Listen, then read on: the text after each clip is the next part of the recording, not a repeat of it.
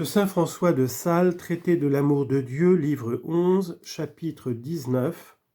Comment l'amour sacré comprend les 12 fruits du Saint-Esprit avec les 8 béatitudes de l'Évangile. Le glorieux saint Paul dit ainsi : Or le fruit de l'Esprit est la charité, la joie, la paix, la patience, la bénignité, la bonté, la longanimité, la mansuétude, la foi, la modestie, la continence, la chasteté. Galates 5, 22. Mais voyez, Théotime, que ce divin apôtre, comptant ces 12 fruits du Saint-Esprit, il ne les met que pour un seul fruit, car il ne dit pas « les fruits de l'Esprit sont la charité et la joie », mais seulement « le fruit de l'Esprit est la charité, la joie ». Or voici le mystère de cette façon de parler. La charité de Dieu est répandue en nos cœurs par le Saint-Esprit qui nous est donné. Romains 5, 5. Certes, la charité est l'unique fruit du Saint-Esprit, mais parce que ce fruit a une infinité d'excellentes propriétés, l'apôtre, qui en veut représenter quelques-unes par manière de montre, parle de cet unique fruit comme de plusieurs, à cause de la multitude des propriétés qu'il contient en son unité, et parle réciproquement de tous ces fruits comme d'un seul, à cause de l'unité en laquelle est comprise cette variété. Ainsi, qui dirait le fruit de la vigne, c'est le raisin, le mou, le vin, l'eau-de-vie, la liqueur réjouissant le cœur de l'homme, le breuvage confortant l'estomac, il ne voudrait pas dire que ce fussent des fruits de différentes espèces, mais seulement qu'encore que ce ne soit qu'un seul fruit, il a néanmoins une quantité de diverses propriétés, selon qu'il est employé diversement.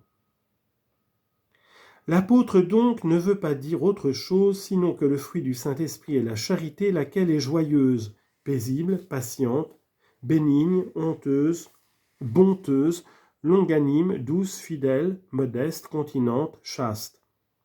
C'est-à-dire que le divin amour nous donne une joie et consolation intérieure avec une grande paix de cœur qui se conserve entre les adversités par la patience et qui nous rend gracieux et bénins à secourir le prochain par une bonté cordiale envers lui, bonté qui n'est point variable, mais constante et persévérante, d'autant qu'elle nous donne un courage de longue étendue, au moyen de quoi nous sommes rendus doux, affables et condescendants envers tous, supportant leurs humeurs et imperfections, et leur gardant une loyauté parfaite, témoignant une simplicité accompagnée de confiance, tant en nos paroles qu'en nos actions,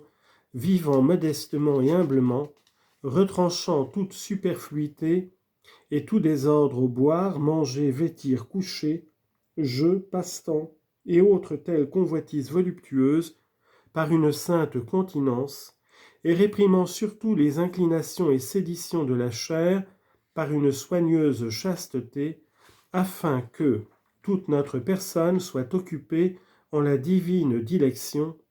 tant intérieurement par la joie, paix, patience, longanimité, bonté et loyauté, comme aussi extérieurement par la bénignité, mansuétude, modestie, continence et chasteté. Or, la dilection est appelée fruit, en tant qu'elle nous délecte, et que nous jouissons de sa délicieuse suavité, comme d'une vraie pomme de paradis, recueillie de l'arbre de vie qui est le Saint-Esprit, hanté sur nos esprits humains, et habitant en nous par sa miséricorde infinie. Mais quand non seulement nous nous réjouissons en cette divine dilection et jouissons de sa délicieuse douceur,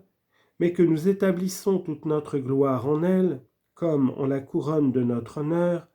alors elle n'est pas seulement un fruit doux à notre gosier, mais elle est une béatitude et félicité très désirable, non seulement parce qu'elle nous assure la félicité de l'autre vie, mais parce qu'en celle-ci, elle nous donne un contentement d'inestimable valeur, contentement lequel est si fort que les eaux des tribulations et les fleuves des persécutions ne le peuvent éteindre. Mais non seulement il ne périt pas, mais il s'enrichit parmi les pauvretés, il s'agrandit dans les abjections et humilités, il se réjouit entre les larmes, il se renforce d'être abandonné de la justice et privé de l'assistance d'elle lorsque la réclamant, nul ne lui en donne, il se recrée parmi la compassion et commisération lorsqu'elle est environnée des misérables et souffreteux. Il se délecte de renoncer à toutes sortes de délices sensuels et mondains pour obtenir la pureté et netteté de cœur. Il fait vaillance d'assoupir les guerres, noises et dissensions, et de mépriser les grandeurs et réputations temporelles. Il se revigore d'endurer toutes sortes de souffrances et tient que sa vraie vie consiste à mourir pour le bien-aimé. De sorte, Théotime, qu'en somme, la très sainte dilection est une vertu, un don, un fruit et une béatitude. En qualité de vertu, elle nous rend obéissants aux inspirations extérieures que Dieu nous donne par ses commandements et conseils, en l'exécution desquels on pratique toute vertu, dont la dilection est la vertu de toutes les vertus.